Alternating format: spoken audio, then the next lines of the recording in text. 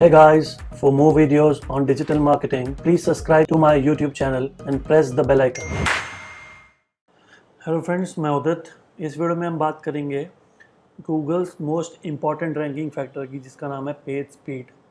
तो जो क्वेश्चन लोगों के माइंड में आता है कि एक्चुअली क्या ये मैटर करता है, स्पीड मैटर करती है? तो स्पीड बहुत ज़्यादा मैटर करती है यूज़र एक्सपीरियंस के हिसाब से देखा जाए तो अगर आप किसी साइट में जाते हो या चलो आप गूगल से उसको क्लिक करके ओपन करते हो और वो 5, 10, 15 सेकंड्स ले लेती है ओपन करने में, तो आप वेट तो नहीं करोगे, आप बैक करके दूसरी साइट पे जाओगे। अगर आपने एक साइट पे क्लिक किया, वो पेज बहुत स्लो खुल रहा है, ठीक है ना, मतलब ऊपर का भी आधा पार्ट लोड हुआ है, फिर नीचे का भी आप देख रहे हो तो पूरा वाइट सेक्शंस दिख रहे हैं आपको, कुछ भी विजिबल कंटेंट नहीं है उसके अंदर। टॉप का कंटेंट भी जो यूज़र सबसे पहले देखता है वो भी लोड नहीं हुआ प्रॉपरली ढंग से, तो ऐसी साइट को भी आप छोड़ के चले जाओगे।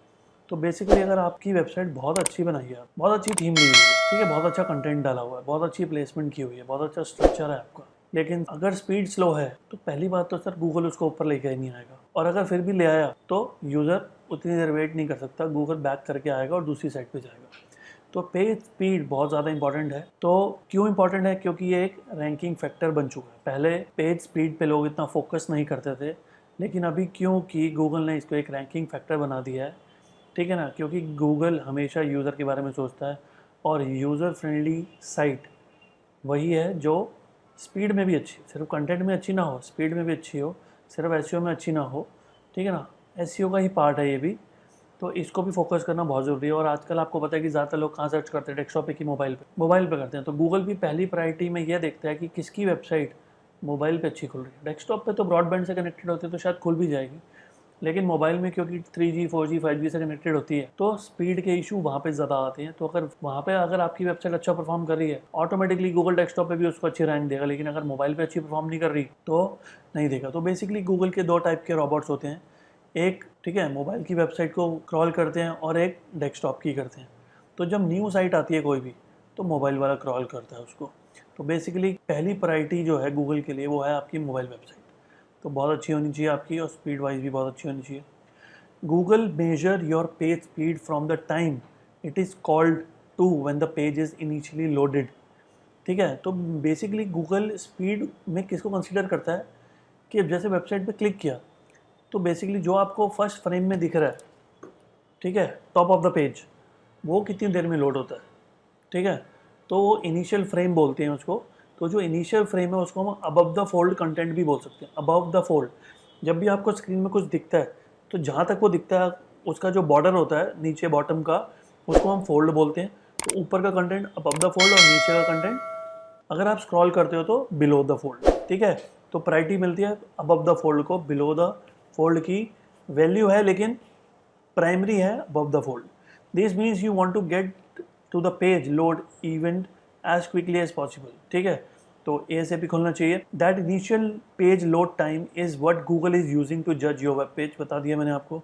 And let's not forget your users waiting for it to download. Obviously पहले यूज़र ऊपर ही आता है वेबसाइट के, नीचे से तो स्टार्ट नहीं करता।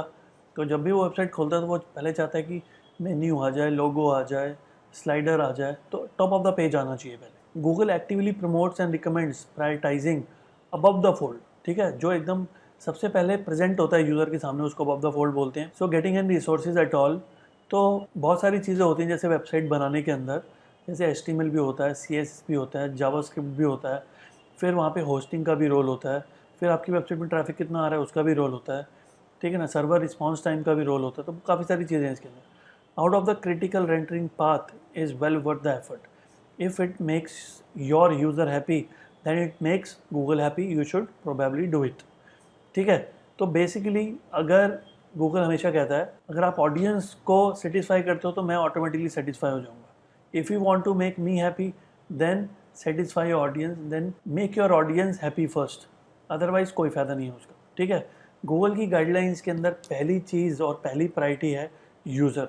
तो अगर आप यूज़र के हिसाब से कुछ करते हो तो वो बहुत बढ़िया रहेगा, नहीं करते तो इशू आएगा। तो बेसिकली इस टॉपिक में हम बहुत सारे डिफरेंट टॉपिक्स डिस्कस करने वाले हैं जिससे आप अपनी स्पीड इंप्रूव कर सकते हो, एनहांस कर सकते हो, ठीक है ना, स्टैटिक साइट की भी, डायनामिक वेबसाइट की भी। तो पहले हम देखेंगे बेसिकली कि पेज स्पीड की हम बात कर रहे हैं तो हमारी वेबसाइट में ऐसी क्या क्या एलिमेंट्स हैं जिसको यूज़ करके हम पेज की जो स्पीड है वो इम्प्रूव कर सकते हैं। तो जैसे पहली चीज़ तो HTML होती है। ठीक है। HTML में कंटेंट भी होता है, HTML कोड्स भी होते हैं और CSS भी होता है, जावास्क्रिप्ट भी होता है, इमेजेस के पाथ भी होते हैं, वीडियोस, एम्बेडेड वीडियोस के कोड भी होते हैं। तो बेसिकली क्या क्या चीज़ें हैं जो हम यूज़ करने वाले हैं जिससे कि हम अपनी वेबसाइट की स्पीड इंप्रूव कर लेंगे। तो जैसे हमारी वेबसाइट में HTML तो बेसिकली मान लो कंटेंट के लिए होता है, लेकिन जितनी भी डिज़ाइनिंग होती है वो सब चीज़ें CSS के अंदर होती है। CSS की फुल फॉर्म होती है कैस्केडिंग स्टाइल शीट्स। तो स्टाइलिंग जो भी है वेबसाइट की, colour, theme, font, structure, layout, वो सब चीज़ें CSS के अंदर हैं। और अगर आप कंटेंट जितना मर्जी डाल दो, लेकिन अगर CSS नहीं होगा तो वो आपका कंटेंट मतलब यूज़र कुछ देख नहीं पाएगा। तो सब चीज़ें जो यूज़र के सामने आती हैं वो CSS की वजह से आती है। ऐसे ही जावास्क्रिप्ट का भी कुछ रोल होता है, ठीक है ना। फिर इमेजेस आपको पता है वेबसाइट अट्रैक्टिव बनाती है, लेकिन इमेज आपकी फुल विड्थ आएगी या बॉक्स में आएगी, साइज़ क्या आएगा, वो सब चीज़ें हम CSS में डिफ़ाइन करते हैं, ठीक है। फ्रेम में आएगी, उसका फ्रेम राउंड होगा, वो सब चीज़ें बेसिकली जो भी आप देखते हो वेबसाइट में बहुत सारी लुक एंड फील जो आपको, जिसको आप बोल दो यार ये टेम्पलेट बहुत अच्छा लग रहा है, तो वो जो टेम्पलेट अच्छा लगने के पीछे जो कंट्रीब्यूशन है ना वो CSS का है, ठीक है। तो CSS बहुत इंपॉर्टेंट है यहाँ पे।